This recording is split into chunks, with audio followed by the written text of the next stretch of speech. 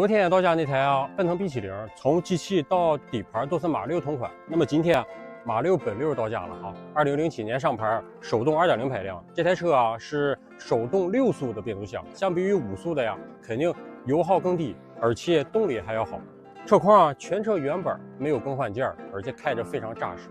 买马6啊，肯定还有个问题，就是一定要看是不是原车3元，如果不是的话，你扭头就走就行哈。这台车也是原车3元，一点动的痕迹都没有。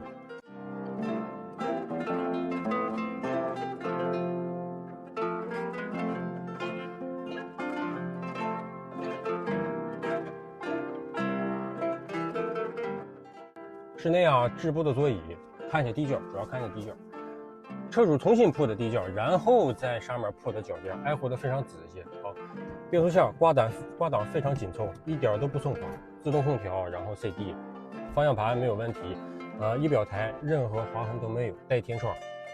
马6啊是个 B 级车，所以你坐在后排还有1拳多的距离。但是我这前排座椅已经很靠后了，正常可以再往前靠一靠啊。中间有个扶手背架。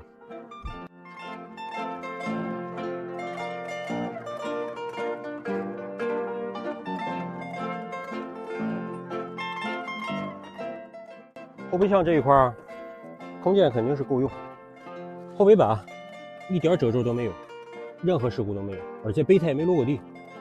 最后它的检测是到年底啊，买联手代步车找我。